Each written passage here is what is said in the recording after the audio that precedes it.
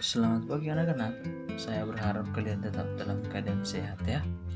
Nah, pada hari ini kita akan melanjutkan materi kita ya. Materi kita di bab ini pada minggu lalu kita sudah melihat bagaimana berteman dan hari ini kita akan melihat bagaimana bersahabat ya. Jadi saya ulangi sekilas. Topik kita pada bab ini ada 3 poin penting di mana judulnya itu mengembangkan diri lewat pergaulan ya. Nah, maka pergaulan itu dapat berupa berteman, bersahabat, dan berpacaran. Pada minggu lalu kita sudah melihat berteman ya, dan sekarang kita akan melihat bersahabat. Nah, oke. Pertemanan merupakan pergaulan biasa ya. Pertemanan yang kita singgung pada minggu lalu itu merupakan pergaulan biasa ya, pergaulan biasa antar sesama. Nah, tetapi pertemanan jika dilakukan lebih intensif, maksudnya lebih intensif itu artinya lebih mendalam atau lebih sering ya, itu paling tidak lebih sering, artinya ya saya berteman denganmu, tetapi kalau setiap hari kita sama, setiap hari kita semakin join ya, semakin nyambung, nah tentunya itu akan meningkat menjadi relasi persahabatan ya. Artinya relasi persahabatan ini lebih dalam, lebih dekat daripada berteman ya. Kita ulangi, relasi persahabatan lebih dekat, lebih intim ya, lebih kuat dibandingkan relasi berteman. Nah, oke. Kita akan melihat bagaimana bersahabat ya. Nah, pengalaman dan makna persahabatan dalam kehidupan sehari-hari. Nah, mungkin kalian pernah mendengar sebuah lagu ya. Nah, sebuah lagu yang dipopulerkan oleh band Sinden Tosca ya. Sinden Tosca yang berjudul Kepompong. Ya, kalian pasti ya sampai saat ini lagu ini masih dikenal oleh banyak orang gitu lah. Nah, di situ ada menurut saya kata-kata yang mendalam ya, dalam arti hari saya dikatakan persahabatan bagai kepompong mengubah ulat menjadi kupu-kupu. Persahabatan bagai kepompong, hal yang tak mudah berubah jadi indah. Persahabatan bagai kepompong, maklumi teman, hadapi perbedaan. Nah, kita lihat di sini dikatakan bahwa persahabatan itu ibarat kepompong. Ya, kalian tahu kepompong kan? Itu yang sebelum dia berubah menjadi kupu-kupu ya. Nah, itu masih bulatan gitu kan. Nah, persahabatan itu diibaratkan sebagai kepompong. Artinya dari ulat berubah menjadi kupu-kupu. Ulat tentunya sesuatu yang menakutkan mungkin ya untuk sebagian orang, apalagi khususnya perempuan ya. Ulat itu sesuatu yang menggelikan atau menakutkan. Nah, tetapi ulat itu jika berubah menjadi kupu-kupu, siapa sih yang tidak senang melihat kupu-kupu terbang indah gitu kan. Nah, kemudian juga persahabatan itu diibaratkan sebagai kepompong. Dari sini kita lihat bahwa hal yang tak mudah ya, yang sulit berubah menjadi indah, sama seperti ulat berubah menjadi kupu-kupu. Sesuatu yang menggelikan, menjijikkan, dijauhi orang berubah menjadi kupu-kupu yang sangat indah. Nah, dan intinya adalah persahabatan itu harus saling memaklumi perbedaan ya, harus saling menerima. Nah, menurut saya itu lirik lagu ini sungguh dalam artinya ya. Nah, oke, kita akan lanjut. Nah, makna sahabat. Setiap orang kalian ya, saya juga tentunya mempunyai sebuah pengalaman tentang sahabat. Ya, kalian mempunyai sahabat, saya juga mempunyai sahabat, dan kita memiliki pengalaman yang tentunya berbeda-beda tentang sahabat. Ya. Nah, ketika saya masih di masa SMA ya, saya punya seorang sahabat dan kami selalu bersama pergi kemana-mana ya. Ketika ada sesuatu yang menyulitkan kami saling bercerita, saling memberikan solusi ya.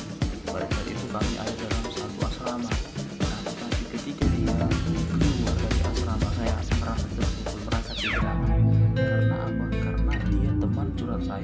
sahabat saya dekat dan dia tahu saya tahu dia. Begitulah, tentunya itu menjadi sesuatu yang menyakitkan. Nah, itu pengalaman saya pribadi. Kalian tentunya mempunyai pengalaman berbeda, ya kan? Nah, oke, kita lanjut. Kita akan melihat bagaimana pandangan kitab suci mengenai relasi persahabatan, mengenai bagaimana bersahabat. Ya. Nah, pandangan kitab suci itu termuat dalam Samuel 18 ayat 1 sampai 4. Ya, Samuel 18 ayat 1 sampai 4. Di sana dikisahkan bagaimana persahabatan antara siapa? Daud dan Yonatan.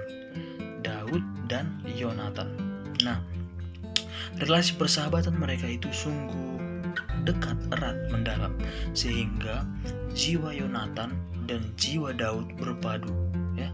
Nah, ibaratkan saya memiliki sahabat, jiwa saya dan jiwa sahabat saya itu menyatu, menjadi satu, ya. Itu merupakan suatu tanda kelekatan, keeratan yang sangat kuat, erat, ya. Nah, kemudian Yonatan mengasihi Daud seperti dirinya sendiri, ya. Saya mengasihi sahabat saya seperti saya mengasihi diri saya sendiri. Siapa sih yang tidak mengasihi diri sendiri, ya? Atau ada kalian mungkin yang tidak pernah mengasihi dirinya sendiri? Tidak mungkin kan, tidak ada. Nah, maka sebagaimana kamu mengasihi dirimu, sebaiknya kamu juga demikian mengasihi sahabatmu. Dan itulah yang ditunjukkan oleh Yonatan. Ya, dia mengasihi Daud seperti dirinya sendiri. Demikian pula Daud mengasihi Yonatan. Nah, akibatnya ya, Yonatan dan Daud mengikat perjanjian, ya. Ada janji di antara mereka, ada janji, ya, janji persahabatan. Nah, bahkan Yonatan rela menanggalkan jubah, ya, kemudian memberikan baju perang, pedang, serta panah, ya, kepada Daud. Nah, dalam tradisi mereka itu jubah itu adalah sesuatu yang sangat agung, ya, suatu kehormatan untuk mereka. Maka orang yang menggunakan jubah memiliki kehormatan, memiliki tanda kehormatan yang dimilikinya.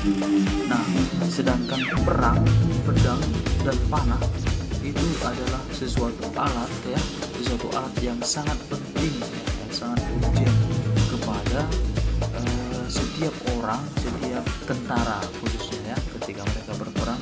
Ini adalah sesuatu yang sangat penting. Nah, tetapi Yonatan merelakan itu semua dan memberikannya kepada Daud, ya, merelakannya dan memberikan kepada Daud. Kehormatannya tadi, jubahnya tadi, segala sesuatu yang membuat saya merasa terhormat diberikan kepada Daud, ya. Dan baju perang, pedang, panah yang membuat diri saya aman, ya, terhindar dari ketika berperang saya merasa sakit, kena tembak atau segala macam. Dan itu diberikan juga kepada Daud. Ini adalah contoh model persahabatan yang sungguh mendalam. Nah, bagi kita lihat, maka sahabat itu adalah teman yang selalu ada, ya, teman yang selalu ada untuk kita. Nah, maka sahabat itu adalah orang yang mendampingi kita, apalagi ketika kita sangat membutuhkan dia, ya. Tetapi jangan sampai ketika kita butuh maka kita mengharapkan dia datang.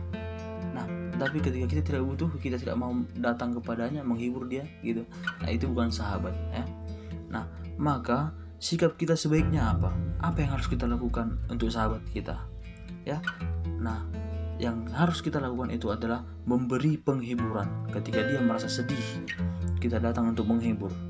Nah, ketika dia ada dalam sesuatu perbuatan yang salah, kita nasihati dia, kita terima dia apa adanya. Itulah sikap yang baik terhadap sahabat. Nah, maka harus kita hindari sikap-sikap yang membuat persahabatan hancur. Apa itu? Egois, munafik, tidak jujur, dan banyak lagi sifat-sifat yang menghancurkan persahabatan. Nah, maka jika kita mampu membina persahabatan dengan baik, apa buahnya untuk kita? Buahnya itu adalah kasih, cinta, rasa terbuka, sikap jujur, setia, berkorban, dan lain sebagainya. Jika kita mampu menjalani persahabatan dengan baik, maka keharmonisan inilah yang kita peroleh. Tetapi jika kita tidak mampu membinanya, ya sebaliknya yang harus kita peroleh. Maka persahabatan yang sejati adalah persahabatan yang selalu terarah demi kebahagiaan kita. Jika kita bersahabat, maka kita membayangkan apa yang membuat sahabat itu bahagia. Nah, contoh model kita siapa? Contoh teladan kita bersahabat dengan Yesus. Yesus adalah teladan kita. Dalam persahabatan juga dia menjadi teladan kita. Kenapa? Karena Yesus ingin melihat kita manusia, ya, kita manusia terhindar dari segala dosa, terhindar dari segala hal-hal yang menyedihkan. Nah, Yesus menebus manusia, membuat manusia mengalami kebahagiaan. Bahkan Yesus menjanjikan kebahagiaan yang kekal kepada manusia. Maka dia menjadi teladan kita. Oke anak-anak, demikian materi kita pada hari ini. Dengan video ini kalian semakin memahami bagaimana bersahabat yang baik sesuai dengan terang iman kita, ya. Nah, akhir kata saya ucapkan terima kasih.